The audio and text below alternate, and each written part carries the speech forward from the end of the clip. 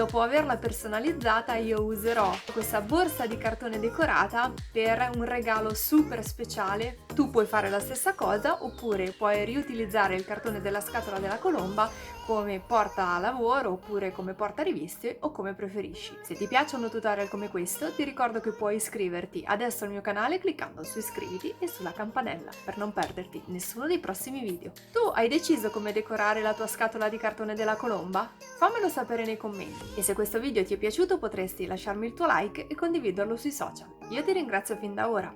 Noi ci vediamo alla prossima. Ciao! Canale. Nel tutorial di oggi ti mostro come ho trasformato la scatola di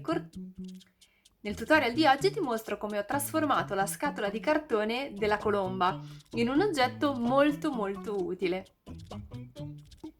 Nel tutorial di riciclo... Ciao e bentornata sul mio canale. Io utilizzerò questa borsa di cartone